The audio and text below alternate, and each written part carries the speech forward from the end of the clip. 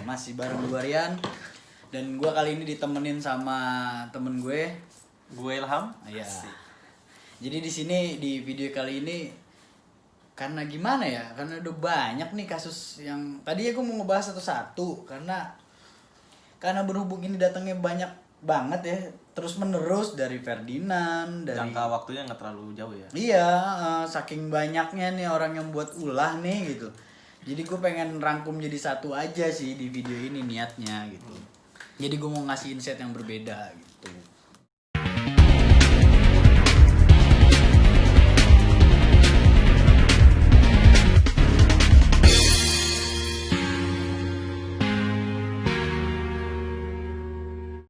Jadi video kali ini gue bakal berdiskusi bareng temen gue soal kejadian-kejadian yang apa ya, yang baru-baru ini Bukan meresahkan ya. ya Meramaikan sosial media mungkin ya.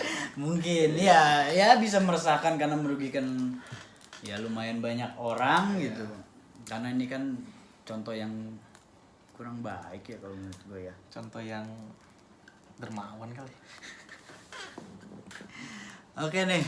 Jadi kan di akhir-akhir ini kita ditemuin sama Ferdinand Palaka, terus sama si Adi Guna. Adi Guna itu yang nikahin wanita di bawah umur, di umur 16 tahun. Dan ada juga si Indira yang kemarin rame juga di podcastnya Dedi buat klarifikasi.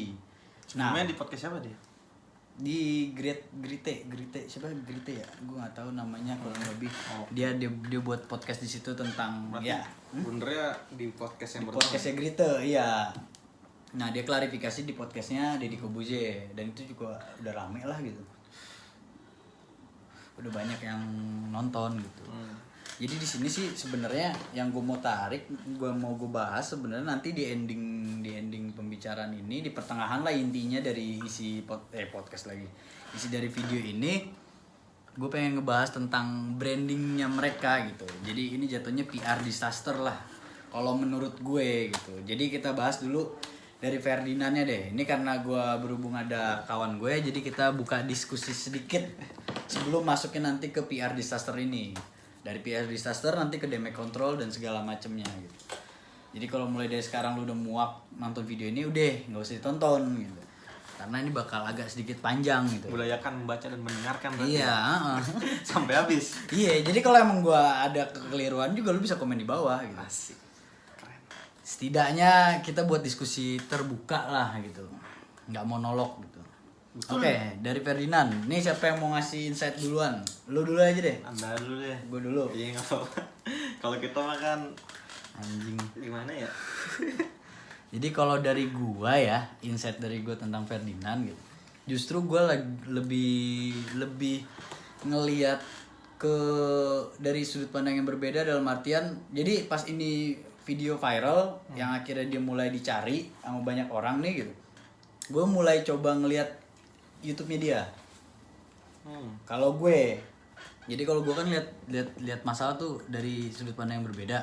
Nah, dari YouTube-nya itu udah kelihatan sebenarnya. Justru yang lebih meresahkan gua malah lebih ke si video-video sebelumnya. Kalau lu pernah merhatiin channel YouTube-nya dia nggak? Kalau gua tahu Palaka ya karena video yang dia Viral itu itu. doang Yang gitu. sampah itu. Sebelumnya gua nggak tahu siapa dia gitu. Iya, gue juga berangkat dari situ. Nah, tapi gue pengen lihat sebenarnya kan gue gimana ya, dari sudut pandang gue ini nggak mungkin ya orang bisa senekat itu kalau nggak ada Ulah sebelumnya gitu. iya atau nggak mungkin lah ada asap kalau nggak ada api lah gitu, nggak ada pemicunya gitu. Nah akhirnya gue lihat justru yang lebih merisaukan gue dan lebih miris gue ngeliatnya ketika video-video sebelumnya. Video-video sebelumnya itu dia wawancarain PSK, terus dia dengan kalimat-kalimat clickbait dia buat video dengan mungkin pacarnya atau temennya atau siapapun lah itu di kos-kosannya. Itu yang menurut gue kayak, wow ini amazing loh gitu. Dan lo tau nggak dia itu udah punya berapa pengikut? Enggak. Terakhir gue lihat itu 1000 lagi, 120k kalau nggak salah. Di YouTube ya? Iya, itu udah lumayan banyak loh gitu. Dan itu banyak sih kalau menurut gue ya. Berarti dia udah dapet silver itu ya mungkin ya udah. Ya, gue nggak tahu deh. Harusnya sih Iya. udah. Ya itu kan berarti kan udah bisa dibilang dia YouTuber lah gitu. Dengan pengikut yang banyak kayak gitu gitu. Dan yang itu yang gue lebih apa namanya, lebih perhatiin gitu. Karena dari situ aja penonton dia udah banyak. Karena gini loh, konten kreator kan sebenarnya kan nyandu. Kalau menurut gue dari sudut pandang gue, dia nyandu buat video karena video sebelumnya itu viral, bukan viral sih istilahnya, disukain penonton dia gitu. Unik mungkin ya? Iya. Mungkin buat penontonnya ya Iya. gitu. Gue nggak tahu juga. Kalau buat gue sih jijik gue Beberapa orang mungkin ya. Iya, karena lu menjual apa ya? Pornografi ya, itu di situ jatuhnya kan kita kan gampang disatuin karena pornografi. Iya, gitu. benar. Makanya itu yang gue lebih notice lagi gitu, lebih lihat kok karena karena pornografi lu nggak ada yang protes ketika waria dikasih sampah baru lu protes gitu. Iya. Nah sebelumnya 120.000 orang ini terakhir gue lihat ya, gue nggak tahu sekarang atau gimana gitu kelanjutan dari YouTube-nya dia. Lu dari kemarin kemana aja bro? Kenapa lu baru protes sekarang? Nah iya, jadi yang gue lihat dari tentang kejadian itu, yang gue lihat insight-nya lebih ke konten kreator dan si penontonnya. Semua itu punya tanggung jawab, walaupun emang konten kreator bertanggung jawab penuh atas apa yang dia upload. Tapi si penontonnya juga, lu juga bisa memilih sebenarnya. Kalau lu nggak nonton, lu nggak ngikutin, lu nggak mendukung channel-channel seperti itu, menurut gue harusnya nggak akan terjadi video-video aneh seperti itu gitu, yang merugikan banyak orang. Kalau dari gue sih ya itu aja gitu soal si Ferdinand ini gitu. Nah, kalau dari lu gimana nih? Kalau dari gue gimana ya? Soalnya kalau gue kan tahu viral itu kan karena cuma dari video yang ya mungkin pertama gue cuma ngeliat dari orang-orang bikin artikel. Siapa namanya? Ferdinand. Iya, Ferdinand Plaka ngasih sampah. Paleka ya. Ngasih sampah ke waria. Akhirnya gue kepo kan, siapa sih nih? Ramai banget kan. Udah akhirnya untungnya waktu gue ngeliat nyari-nyari itu masih ada videonya. Kalau nggak salah udah dihapus kan sebenarnya. Iya katanya sih, gue nggak tahu. Ada kayak apa ya, artikel yang masih nyimpen videonya gitu kan. Ya iyalah, di Indonesia mah kayak gitu banyak iya, lah. makanya gue lihat pertama nih maksudnya apa gitu kan. Kalau sudut pandang gue sih kayaknya nih orang awal cuma kayak pengen gaya-gayaan doang gitu. Nah, kan kayak bikin clickbait apa namanya, clickbait itu. Tapi kok kesini-sini ini malah kacau gitu, kayak dia kayak selengean lah sama temen-temennya nih, orang kayak banyak gaya banget. Kita mau bantuin pemerintah soalnya lagi PSBB ya kan. Banci-banci kayak gitu-gitu masih pada ngumpul tiap malam segala macem. Tapi perlakuan dia itu salah menurut gua. Yang caranya itu sih menurut gua ya, cara untuk dia membagikan sembako atau apa gitu. Lagian juga kan dia juga sebenarnya kalau emang dia mikir itu PSBB juga kan, PSBB itu kan udah ada peraturannya di dalam mobil berapa orang, kayak gitu-gitu sih. Itu juga sebenarnya udah salah gitu. Kayak gitu aja sih menurut gua, ya udah. Emang udah salah gimana gitu. Iya. Tapi sebenarnya niatnya emang kalau dilakukan dengan cara yang baik sebenarnya bisa aja. Oh, jadi lu ngambil insight lu, ini sebenarnya video untuk mengingatkan. Gitu Nah, tapi loh. caranya yang salah. Itu cara yang fatal lah menurut gua kayak gitu ya. Udah tau lah orang Indonesia kan kayak gimana gitu. Iya, makanya kan balik lagi. Kenapa gue buat video ini? Karena itu kan sebenarnya udah terucap dari lu. Iya. Caranya salah dengan gini-gini. Mungkin dia pengen bantu pemerintah dan segala macam. Makanya gue sempat mau buat video itu tadinya mungkin Ferdinand Palaka nggak salah. Iya, oke. Nah, tapi itu hanya sebuah clickbait, tapi isinya di situ gue mau membreakdown semua. Kalau gue kan karena tahu cuman karena hal itu aja gitu. Gue nggak mendalami sampai sebelum videonya. Iya, gitu. gue juga nggak ngedalamin. Cuma gue dapet insight dari yang berbeda karena gue kan berkutat juga di digital marketing. Iya. Ini kan sebenarnya sebuah branding aja. Iya. Kalau gue cara dia personal branding. Iya, kalau gue sih ya udah, gue setahu itu aja. Oh udah selesai gitu. Kalau udah ditangkap ya udah selesai. Kalau gue udah nggak akan gue cari lagi gitu. Iya itu. Kan tadi sempet nyerempet juga lu soal gue nyari, akhirnya ada yang ngeposting juga videonya. Akhirnya lu bisa lihat videonya itu. Nah, iya. Mungkin udah di take down sama dia tapi Iya. lu masih tetap bisa ngeliat. Nah itu dia yang bisa jadi pelajaran buat kita, karena dari jejak digital itu nggak bakal nggak pernah akan hilang. hilang, iya benar. Lu bisa aja ngerasa gue udah ngapus, tapi belum tentu, karena di YouTube-nya Indonesia itu juga kan banyak. Padahal di artikel tuh jangka waktu 15 jam loh. Itu jangka waktu yang sebentar untuk menghapus video lagi loh. Iya, Langsung. karena ya dia pengikutnya juga udah banyak. Iya. Gak menutup kemungkinan juga banyak yang nge-upload video dia. Pasti sih. Banyak yang nge-save juga. Iya benar. Jangankan konten yang viral kayak gitu, konten positif aja, misalkan kayak banyak konten kreator lain gitu, muncul video-videonya di channel-channel lain gitu. Sama aja kayak lu nonton bola deh gitu. Lu kan tinggal searching aja Barcelona versus Chelsea gitu, itu udah banyak banget siaran ulangnya gitu. Iya, sama hal yang kayak gitu, jejak digital nggak bakal hilang. Dengan akun yang berbeda. Ya, gitu. dengan akun-akun yang berbeda gitu. Jadi itu menurut lu soal yang Ferdinand. Iya. Kayak Iya. gitu aja sih. Sederhana aja. Iya, oke, kita lanjut ke Adiguna dan Sabrina. Kalau ini jujur aja gue sebenarnya nggak terlalu memperhatikan sih soal ini. Ah, Kayak gitu sih. Tapi gue tahu nih rame banget gitu. iya. Yang gue lihat cuma pernikahan ya. Di bawah umur. Iya, iya, iya. Itu gimana? Dari lu? Kalau gue yang gue tadi lihat sedikit aja ya, gue nggak mau komentar banyak sih. Sebenarnya kan dia itu kan nikahnya udah lewat ya, udah maksudnya udah 2019. jalan setahun lah ibaratnya gitu kan. Hampir setahun. Ah. Agustus kan.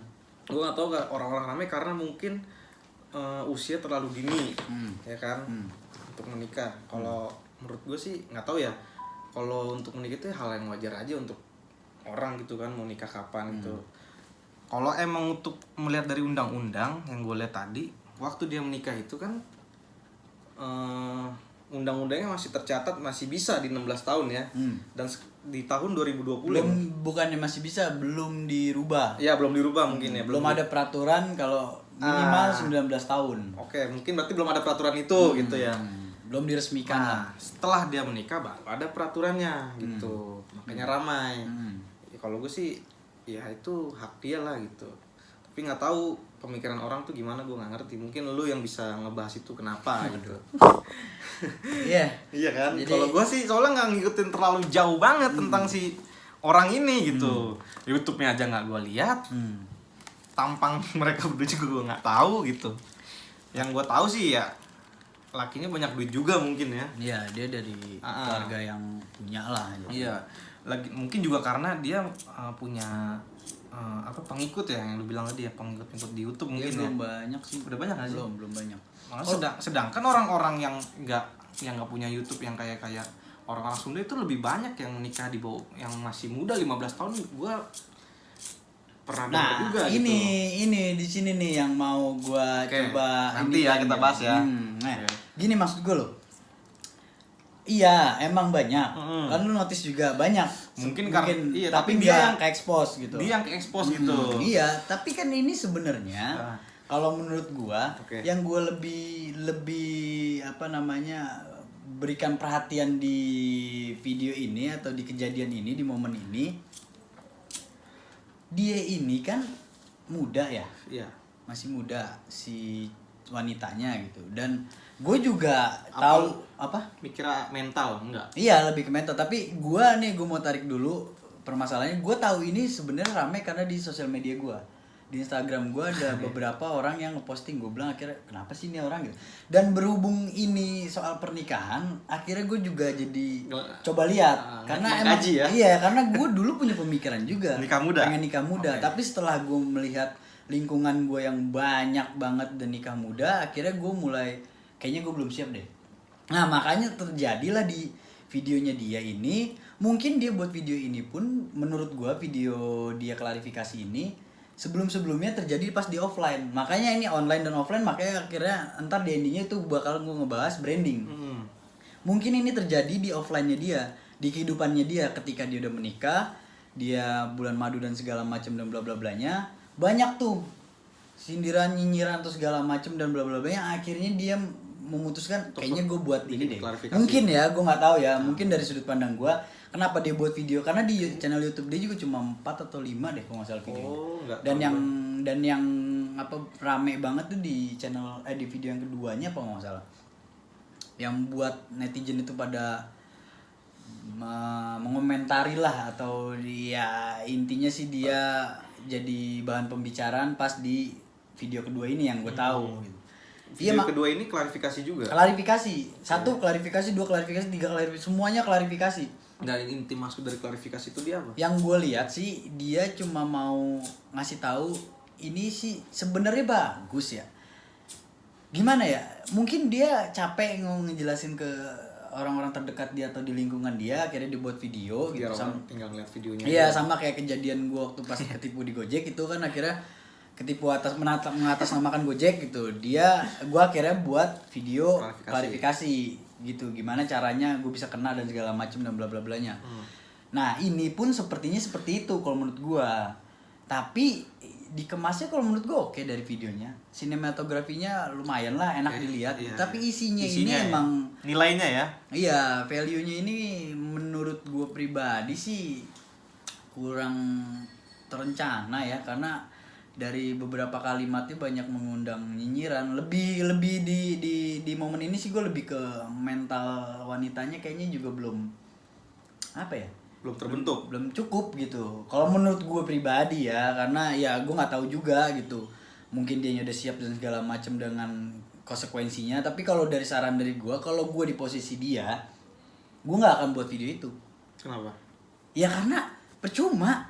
Karena kalau lu udah apa namanya? Klarifikasi. Bukan masalah klarifikasinya. Klarifikasinya itu jatuhnya tuh sama aja kayak sebuah brand ngelakuin blunder, akhirnya dia buat klarifikasi atau dia buat jatuhnya itu damage control. Okay. Gue tahu apa yang dia lakukan. Mungkin itu dia mau buat damage control. Oke. Nyinyiran buruk terhadap dia mau klarifikasi, mau buat ini jadi hal yang positif atau menetralkan lah istilahnya. Meluruskan lah. Meluruskan. Gitu. Tapi kalau gue di posisi dia, gue nggak akan melakukan itu.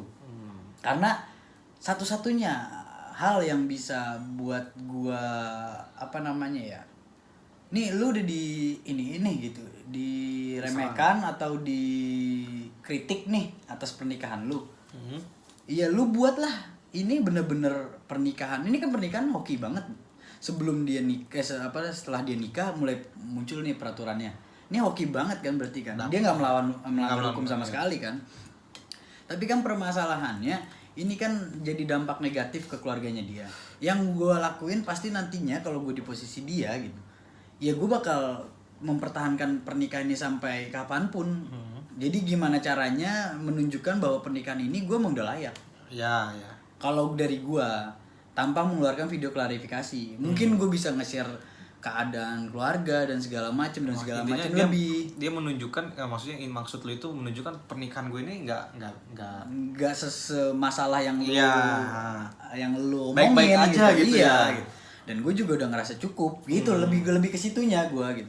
Kalau di video-video ini juga lebih ke menunjukkan kayak gue kesenangan dan segala macam yang akhirnya menjadi ini buruk ke penontonnya gitu. Jadi kayak makanya kan di video-videonya dia di awal bilang mungkin ada yang keinginan jadi nikah muda, nggak mementingkan sekolah dan segala macam dan bla bla. Berhubung kan dia juga belum lulus SMA atau udah lulus, gue nggak tahu, lupa. Pokoknya masih di sekolah menengah atas lah gitu. 15 tahun lah. Iya. SMA kan berarti belum kelas lulus 2, kan itu. Iya, kelas 2, kelas 3 mungkin.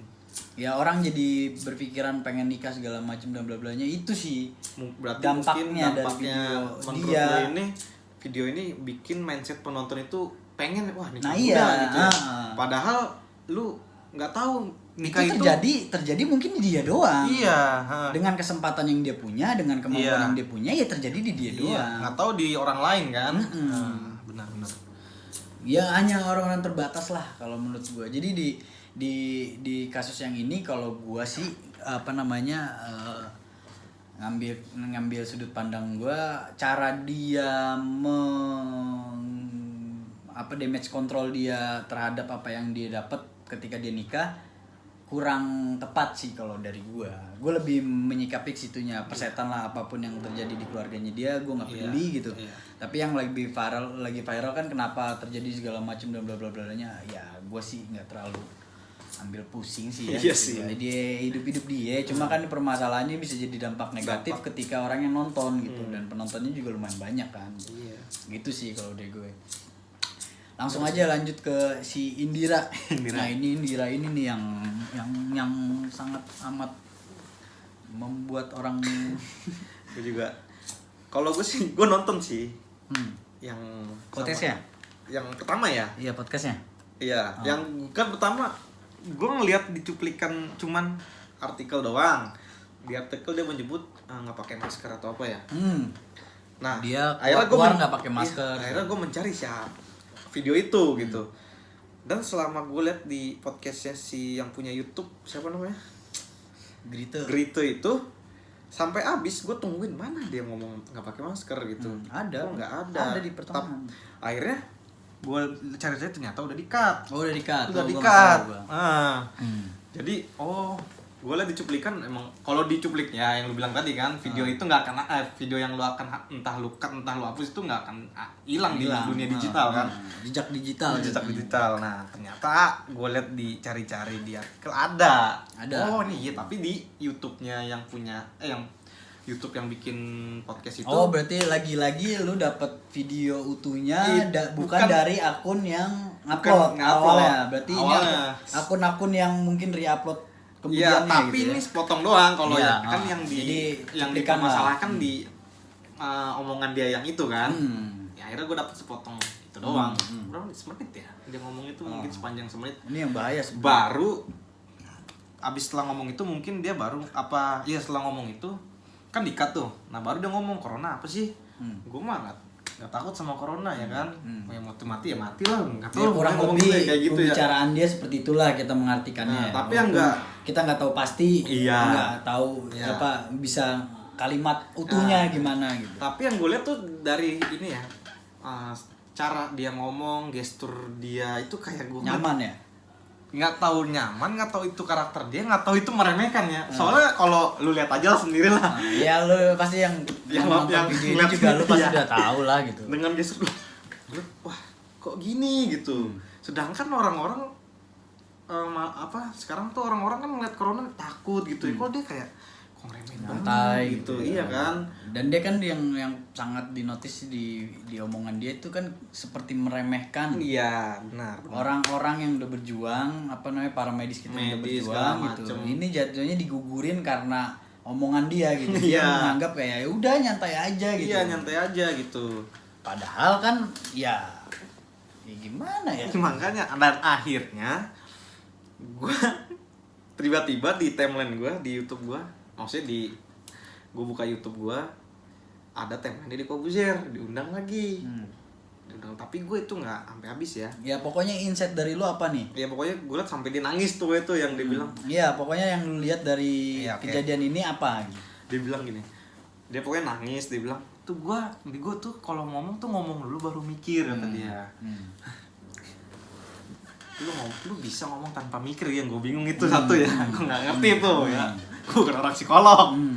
Kok bisa gitu? Nah, dan kedua ada yang ngebela atau tuh cowoknya lah. Suaminya lah itu bilang dia tuh introvert sama kayak gua gitu. Orang introvert tuh kayak gitu, dia kayak apa, dia bilang kalau mau ketemu orang takut gitu-gitu. Nah, yang gue bingung emang introvert kayak gitu ya? Ya definisi introvert sebenarnya sih kayak begitu ya, yang gue tahu ya. Begitu nggak? Gue mau nanya, tahu. maksudnya gue takut salah nih, emang begitu benar? Yang gue tahu sih nggak begitu. Nah, ini intinya menurut dia ini nggak sesuai sama yang dibicarakan berarti. Iya, kan? introvert gue nggak tahu, mungkin ya kalau sudut pandang gue nih ya, mungkin karena yang gue lihat sedikit dia kayaknya orangnya nyablak ya apa ya, kayak nyablak ya, frontal ya, gue nggak ngerti gitu. Orang introvert tapi dia frontal juga, dia tapi ngaku introvert segala macam. Jadi lu bingung di situnya. Bingung juga tuh gue, ini orang tapi kok. Jadi yang lu notice tuh lu ngomong tapi nggak sesuai apa yang lu terjadi. Nah, tapi nggak tahu juga nih, dia bilang juga gue kalau bikin video di YouTube gue mau ngeliatin kalau gue nggak kayak gitu, kayaknya kayak gitu yang gue tangkap ya. Jadi dia menjadi diri orang lain. Enggak, dia bilang gue pengen jadi diri gue, sebenarnya diri dia tuh kayak gitu yang ceria, yang kayak gitu Jadi sih. yang lu bingung, lu ceria apa introvert nih? Lu extrovert atau introvert nih gitu. Iya gitu. Nah mungkin karena dia nyablak, makanya dia waktu dibikin video yang di podcast yang pertama itu ya udah gue pengen kayak gitu. Mau ngelucu lah. Akhirnya mungkin dia mau ngelawak atau mau menghibur. maksudnya lu Tapi mau lu harus ngelawak. bisa mempertanggungjawabkan lah. Itu hati-hati kalau mengeluarkan kata-kata gitu. Iya. Kayak gitu sih sebenarnya. Kalau yang dia bilang gue nggak tahu, gue ngomong dulu, dia orang ngomong dulu baru mikir. Kayak dia ngomong dulu baru 2 menit kemudian baru kepikiran omongan dia. Aneh ya. Nggak tahu juga sih. Gue bukan orang psikolog ya. Gue bukan orang psikolog gitu. Iya, jadi gini. Ini sudut pandang gue aja. Iya, akhirnya gue dapet sedikit sudut pandang dari lu, iya bener juga. Nah ini gue mau ngelurusin. Oke, nah ini. Nih lu kan sebagai siapapun lah itu, mau konten kreator ke whatever one you call lah gitu. Lu mau disebut diri lu apa kek gitu. Lu mau konten kreator ke, lu mau bilang influencer dan segala macem. Lu kan mengklaim atau lu berada di platform ini dan lu punya banyak pengikut, berarti kan lu udah punya tanggung jawab di situ. Ya lu persetan lah gitu dengan karakter lu yang kayak gimana, gue juga nggak peduli juga. Tapi kan orang, lu kan nyampein di video itu, orang akhirnya lu punya sudut pandang ini, gue jadi bingung deh. Iya. Ini orang begini. Ya lu itu harus mempertanggungjawabkan itu gitu. Nggak tahu gue yang ngerasain gue doang sendiri apa orang lain juga ada yang kayak Iya, gue lu gitu. juga bisa komen lagi di bawah nih. Kalau emang lu, iya gue juga ngerasa kayak gitu segala macam. Atau enggak lu komen, lu nggak kayak gitu harusnya salah ya, boleh gitu. Iya, ini kan diskusi gitu. Iya, jadi kalau menurut gua ya di situ, dari nyerempet dari omongan lo yang tadi gitu. Ya lo harus bisa mempertanggungjawabkan. Jadi lo nggak bisa lepas tangan dan lo nggak bisa nganggap diri lo, lu nggak bisa minta dimaklumin sama orang-orang yang nonton, sama siapapun lah itu yang ngikutin lo. Kalau gue emang begini nggak bisa bro gitu. Sama aja lo jadi artis, gue nggak bisa acting nangis gitu. Lu bisa maklumin dong? Ya nggak bisa. Itu kan tuntutan. Profesional ya. Profesional. Lu dengan mengucapkan kalimat seperti itu, lu udah menunjukkan diri lu, ya menurut gue sih nggak profesional ya. Iya. Dengan cara lu kan katanya juga dia nggak kenal. Terus dia, gue ingat dia katanya nggak kenal. Nggak kenal. Dia diundang, terus dia ngomong, apalagi lu diundang, berarti kan lu ngerasa diri lu orang yang ditunggu ininya, ucapannya, perkataannya. Nah harusnya lu bisa lebih prepare, karena lu tahu kan ini diundang gitu. Ini juga gue mau ngomong juga sih nih. Jadi di video yang pertama dia bilang, lu sama dong kayak gue. Iya, ada rezeki ya gue ambil aja gitu, gue embat aja. Mau yang manapun yang paling terdepan ya gue embat aja, kata dia gitu. Yang gue inget ya di video itu, mereka si cewek ini. Nah waktu di video Deddy Corbuzier dia bilang, gue kayaknya memilih-milih deh sekarang kalau mau. Iya kan, itu kan dampaknya ketika dia salah ngomong akhirnya dia. Nah itu dia, makanya jadi orang bingung ketika ini, makanya masuknya nanti ke PR disaster. Nanti akhirnya ke damage control. Lanjutin jadi lagi yang lu. Iya, jadi kalau dari insight gue yang gue mau ini lu ya ini lebih ke PR disasternya. Lu ngelakuin blunder nih. Ada banyak beberapa brand-brand sebelumnya juga kayak Samsung, Wolfgang itu juga, yang produsen mobil itu juga pernah melakukan blunder. Iya, damage controlnya gimana nih gitu. Dengan cara apa dia meluruskan kelakuan masalah branding dia, masalah branding dia yang dia lakuin, akhirnya jadi blunder, jadi respon negatif yang diterima sama dia. Nah, ini yang gue perhatikan yang dia lakukan saat klarifikasi di di podcast Deddy Corbuzier itu kan sebenarnya strategi dia. Gimana? Jadi strategi dia untuk meminta dukungan. Kalau menurut gue dari orang-orang terdekat dia yang menganggap harus dimaklumi gitu. Dan ditambah dia, gue nggak tahu gimana terjadi bisa dia ngeluarin klarifikasi di Deddy Corbuzier gitu. Ini kan sebenarnya strategi dia. Dia mengemasnya di Tapi yang gue lihat di situ dia bilang bukannya ngebela waktu bikin podcast ini gitu kan. Ya iya, ini strategi dia. Makanya gue bilang damage control tuh banyak caranya. Jadi ada step by stepnya. Itu ada strategi, craft your message, ada juga identifikasi sama monitoring. Strategi dia menurut gue dengan muncul di podcast Deddy Corbuzier dan minta orang-orang terdekat dia untuk memberi dukungan ke dia, bahwa yang dia lakukan ini emang salah, tapi dia ingin menetralkan ini. Yang salahnya itu kalau menurut gue nggak bisa bilang ini salah juga. Menurut gue ini kurang tepatnya dia melakukan yang dia lakukan di video itu, karena lebih banyak blundernya. Jadi makin lebih banyak blundernya nih dibanding dia ketika podcast yang di pertama. gitu. Iya. Yang pertama. Lu udah ngelakuin hal buruk di awal, klarifikasi ini lebih parah. Lebih parah. Menurut gue, Menurut lu ya? menurut gue pribadi. Pertama, strategi dia nggak dimanfaatkan dengan baik. Lu udah muncul di tempat Deddy Corbuzier, harusnya lu bisa lebih merencanakan apa yang akan lu omongin.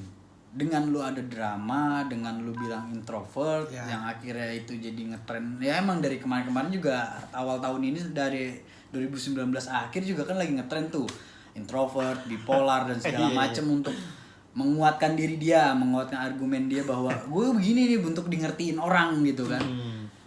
Menurut gue sih itu udah basi ya gitu. Maksud gue gini loh, lu udah salah di awal nih.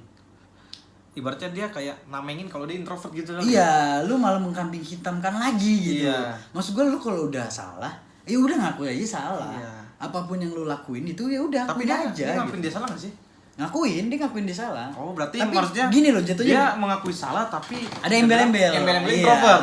Oh, gitu. Ada yang segala macam menurut gue ya. Iya. Jadi jatuhnya kalau menurut gue ya lu kalau udah salah ya ngaku aja. Iya gitu. Ibaratnya kayak lu udah nyakitin hati orang dengan lawakan lu atau bercandaan lu, ya udah akuin aja salah. Iya. Tapi kalau lu punya argumen di balik itu bisa mempertanggungjawab, seperti Panji kan suka nyerempet-nyerempet yang hal yang sensitif.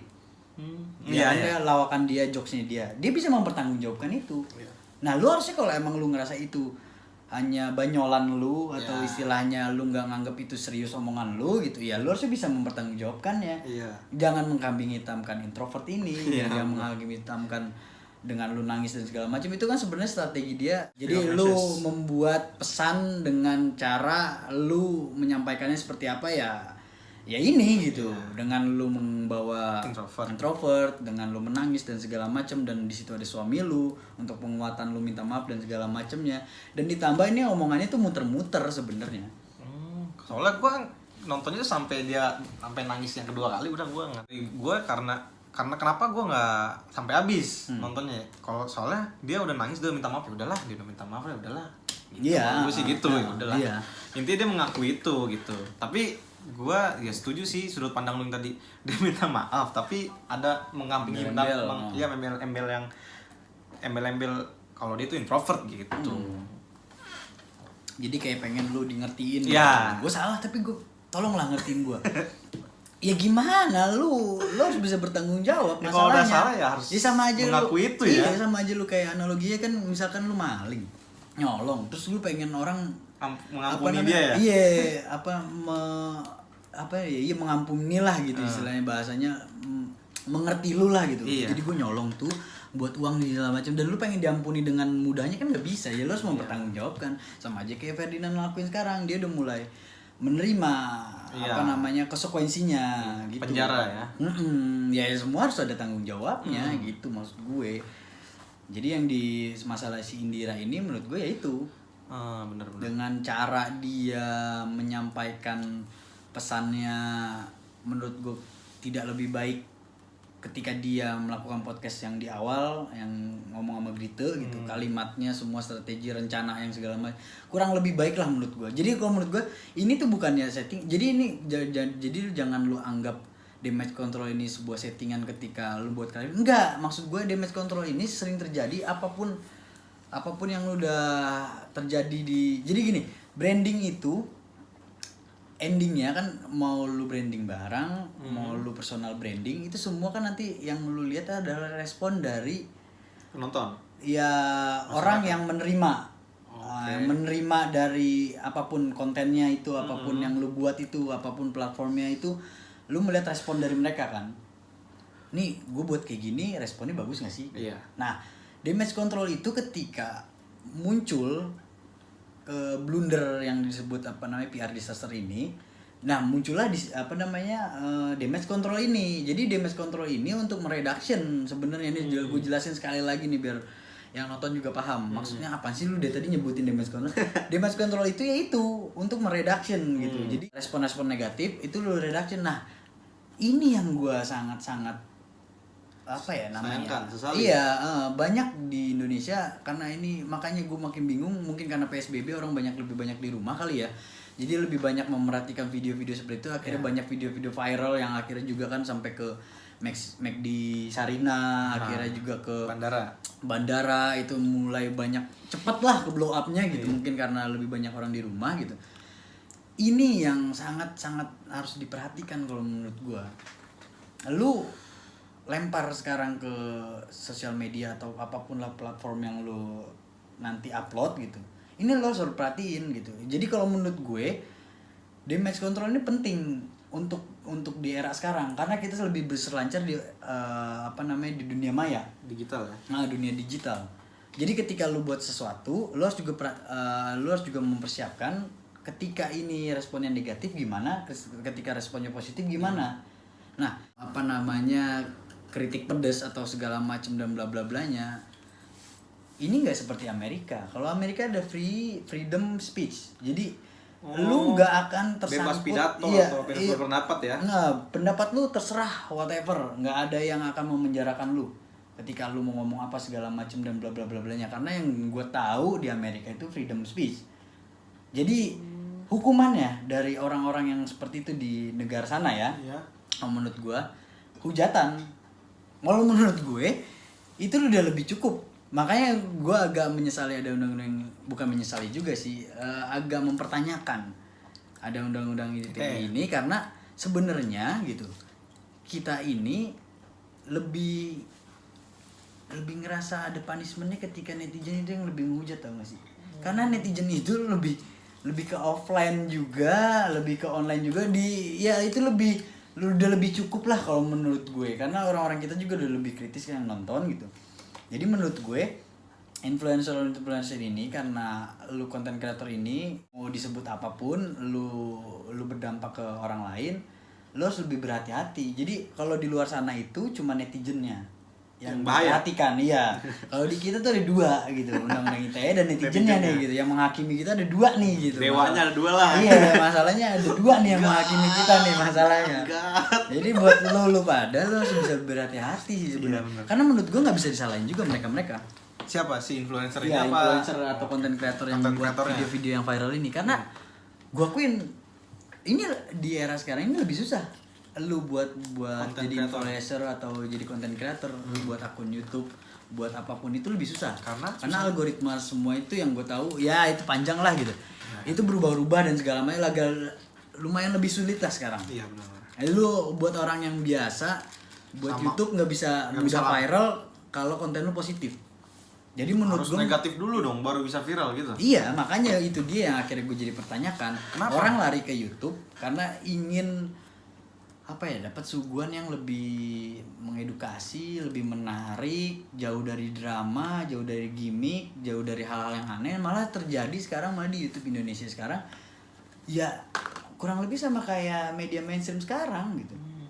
Sama aja kayak TV gitu. Jatuhnya ya gue juga nggak bisa menyalahkan mereka karena mungkin mereka nggak akan bisa naik dengan kalo cepat kayak gitu. Iya, kalau nggak kayak gitu, kalau menurut gue itu sih. Ya lu kalau mau hal-hal aneh itu yang mau lu lakuin, kalau saran dari gue lu pikirin dulu. Kalau menurut gue sih pribadi. Ini akan diterima atau enggak gitu. Responnya kayak gimana? Jadi lu harus buat plan yang banyak karena tanpa lu sadari lu ini udah masuk ke dunia branding. Personal branding lu ini harus gimana dan segala macamnya, step-step berikutnya itu lu harus perhatiin. Jadi setelah viral jadi gini, kemarin waktu di zaman dulu itu ada Vicky Prasetyo viral dengan tingkah lakunya dia. Tapi dia bisa melakukan damage control yang bagus, yang akhirnya orang bisa menerima dia lagi. Malah sekarang si Vicky itu laku di TV ya? Iya, itu maksud gue yang seperti itu, contohnya seperti itu. Jadi ketika padahal image dia jelek loh. Iya, dia udah melakukan blunder. Tapi dia masih lucu juga sih dengan kasusnya dia. Tapi dia bisa membuat damage control yang bagus dengan step-step yang bagus yang bisa diterima lagi di masyarakat. Jadi damage control itu harus penting lu perhatiin karena di era sekarang ini lu nggak bisa sekarang asal nyeplos dan segala macem itu bisa diterima dengan mudahnya karena netizen budiman kita makin pintar, makin kritis gitu, makin cekatan gitu. Jadi kalau menurut gue buat teman-teman yang nonton ini yang mungkin dia content creator atau dia influencer atau ingin mencoba untuk mencoba YouTube. Nah menurut gue sih lu lebih harus memperhatikan rencana deh. Jadi ketika lu buat video ini, apalagi kalau lu kontennya kan tentang tentang apa ya, yang mengedukasi. Influencer kan lebih banyak yang mengedukasi kan. Nah lu gimana caranya itu lu nggak bisa kena kasus, biar nggak kena kasus ya dengan diperencanain. Kalau menurut gua rencananya gimana nih ketika gua ngomong kayak gini, apa nih nanti yang harus gua sanggah, apa yang harus gua kuatin, apa yang harus lu harus menguatkan argumen lu sih menurut gua. Kalimat-kalimat yang lu pilih juga harus lebih diperhatiin sih kalau gua sih menganggapnya. Dari video ini, dari kasus-kasus yang kita udah tadi bahas, kalau gua pesan gua, ntar lu juga ngasih pesan ya gitu. Kalau dari gue gitu, ya lu lebih perhatikan lah. Dan lu harus pelajari apa namanya ilmu-ilmu komunikasi, ilmu PR, ilmu branding, digital marketing dan segala macamnya itu lu harus perhatiin, karena ini personal branding lu ini bisa disebut brand, menurut gue bisa disebut ini brand juga gitu. Jadi ketika brand lu melakukan PR disaster, apa yang lo harus lakukan gitu dengan damage controlnya, strategi apa gitu. Yang paling susah kan di Indonesia kan minta maaf ya sebenarnya. Iya nggak sih? Iya. Lu minta maaf tuh, pokoknya kalau udah ngelakuin kesalahan, lu udah jelek deh gitu. Iya. Nah gimana caranya orang itu bisa nerima lu lagi dengan embel-embel yang apa namanya ya? Jangan lu bawa embel-embel lain, jangan. Iya, jadi gue ngelakuin ini tuh karena ini. Jangan gitu. Ada karenanya. Jadi lu lakuin aja kesalahan lu jelasin, lu jelasin sejujurnya kalau menurut gue. Jadi message lu sampai. Karena kalau orang-orang sekarang lihat di YouTube gitu klarifikasi, dia tuh kayak agak niat, apalagi udah kejadiannya si klarifikasinya si Ferdinand yang dia bilang tapi bohong dan segala macam. Orang jadi makin nggak percaya dengan. Itu mah bukannya video lama ya? Apaan? Iya, tapi kan itu kan jatuhnya merusak ekosistem yang sering jadi senjata damage control yang sering dilakukan sama influencer. Iya, influencer itu dengan klarifikasi itu malah merusak ekosistem, orang jadi makin nggak percaya. Iya benar. Nah makanya lu lebih menguatkan itu di craft your message gitu. Gimana caranya lu menyampaikannya sejujur-jujurnya dan lu berminta maaf yang tulus lah menurut gue gitu. Dampaknya nanti lu bakal identifikasi lah gitu. Ini responnya tuh identifikasi tuh dalam artinya tuh ini targetnya siapa ya gitu. Oh orang-orang yang terkena ini nih, misalkan contohnya kayak si Indira ini kan dia ngomong soal PSBB dan segala macamnya yang dia nggak pakai masker dan bla bla blanya gitu. Nah targetnya berarti mereka dan ada beberapa pihak yang seperti apa namanya tenaga medis yang disinggung gitu ya, itu targetnya mereka, identifikasi mereka. Lo buatlah gitu sejujur-jujurnya meminta maaf dan segala macam, dan setelah dari identifikasi itu nantinya ya lo ke monitoring. Ya lu lihat responnya gitu. Jadi lu buat step berikutnya. Kalau emang masih nggak ini, gue harus begini ya, begitulah, seperti itulah gitu. Yes, apa yang lu sampein lo harus bisa bertanggung jawabkan. Itu aja sih kalau gue gitu. Nah sekarang lu deh gitu. Gue gak usah banyak sih, soalnya juga gue nggak apa ya, nggak terlalu ingin ke YouTube banget sih. Intinya ya kalau lu mau bikin YouTube, mau bikin konten itu ya yang masuk akal aja lah ya gitu, yang sewajar-wajarnya aja yang lu lakuin tuh. Tapi kan gak terima bos, konten bagus masalahnya mau nggak di Indonesia doang sih, menurut gue banyak kok di ini. Ya intinya yang nggak membuat meresahkan lah gitu, kayak gitu aja sih, yang sewajar-wajarnya aja kayak gitu, yang bisa dilihat orang tuh enak, seneng kayak gitu aja. Jangan bikin yang aneh-aneh lah gitu. Jangan bodoh-bodoh lah. Intinya gitu, jangan bodoh-bodoh lah. Ya intinya mau lu konyol-konyol apapun yang lu lakuin, lu harus bisa mempertanggungjawabkannya lah intinya kayak gitu. Kan sih banyak kan orang yang bikin konten toksik kayak gitu ngomong, tapi masih banyak ditonton gitu. Karena mungkin dia bisa mempertanggungjawabkannya. Nah, kayak gitu. Intinya lu jangan bodoh-bodoh lah gitu. Jangan kurang se-on lah otaknya kayak gitu. Bahkan kayak orang bandel ya bener, jangan gitu. Jangan. Ya sama aja, lu mau konyol boleh, tapi lu bisa tanggung jawab gitu, apa yang lu lakuin gitu. Kayak gitu. Ini kayak gitu sih intinya. Kayak gitu. Jangan sampai kurang se-on aja otak lu. Kayak gitu. Iya. Soalnya kalau kayak lu bikin video atau bikin konten kayak gitu, lu sama aja kayak orang-orang yang sebelumnya ngelakuin itu gitu. Padahal udah ada contoh gitu. Dan sini sedikit gue sebelum ini akhirin videonya, gue mau nyinggung sedikit. Jadi lu sebagai penonton pun lu juga jangan menganggap emang subscribe gratis kan, digembor-gemborin dan segala macem kan. Subscribe gratis dan segala macem. Tapi dengan lu subscribe ini lu punya tanggung jawab juga sebenarnya. Jangan sampai subscribe lu ini jadi salah gunain sama konten kreator ini karena dia ngerasa gue didukung nih. Akhirnya gue mau buat hal yang lebih aneh-aneh lagi lah gitu. Menggebu-gebu. Jadi nyandu, jadi edit kan. Buat video tuh seperti itu. Jadi kalau responnya positif, lu bakal pengen terus. Ya. Jadi ya lu yang nonton, lu yang mendukung channel-channel mereka atau konten kreator juga kan pasti mendukung juga konten-konten yang bagus dengan subscribe segala macem, ya lu perhatiin lah gitu. Perhatiin lah, iya benar. Jadi lu jangan selalu menyalahkan 100% si konten kreatornya, si influencernya segala macem. Dari lu nya juga kalau penontonnya juga ya. Iya, kalau lu nya udah bisa mencoba untuk mengurangi hal-hal seperti itu, sebenarnya membantu juga industri YouTube di Indonesia. Karena banyak juga konten-konten yang bagus kok. Bagus banyak, sebenarnya banyak sih. Yang enak di dunia hiburan yang berkarakter lah lu kalau mau bikin sebenarnya sih kayak gitu. Ya lu senangnya apa yang lu bikin kayak gitu. Iya, gue juga nggak menyalahkan lu buat konten konyol, nggak peduli gue gitu. Ya lu lakuin aja gitu, tapi dengan satu catatan lu bisa mempertanggungjawabkannya gitu doang sih. Betul. Dan lu yang nonton ya lu juga harus bisa mempertanggungjawabkan dengan lu nonton, dengan lu subscribe, dengan lu mendukung dia, lu harus bisa mempertanggungjawabkannya juga kalau menurut gua sih gitu. Jadi kita sama-sama belajar semua, jadi nggak menyalahkan. Karena ada gua yang kan sempurna lah gitu. Iya, karena gua nggak pernah suka kalau ada kasus kita 100% menyalahkan dia, gue gak pernah suka. Jadi kita harus benar-benar introspeksi bareng-bareng gitu, karena ini dampaknya massal, ya kita harus introspeksi bareng-bareng. Kalau gue sih biasanya begitu gitu. Ya, jadi segitu aja deh video kali ini. Nggak sependapat dengan gua dan temen gua, lu bisa komen di bawah. Iya, kritik lah. Kita bisa open diskusi gitu. Kalau punya opini lain, kalau lu suka dengan pendapat gua dan temen gua, lu bisa share. Mungkin teman-teman lu biar tahu gitu. Kenapa lu bisa bilang gini segala macam dan bla bla bla. Dan dapat hal yang positif lah dari video ini. Dan kalau lu nggak suka pun, ya lu bisa dislike. Iya, dislike kan. Intinya ambil positifnya dari video ini. Iya. Yang negatifnya ya udah lu buang aja. Kalau lu suka video-video sebelum-sebelumnya atau lu suka konten-konten kayak gini, ya lu bisa subscribe. Intinya sih gitu doang, sesimpel itu kok gitu. Perindustrian YouTube ini gitu. Jadi segitu aja video dari gue. Apa ya? Gue gak punya ini sih. Nutup ya? Gak punya penutup. Ya udah, assalamualaikum. Oke, thank you ya.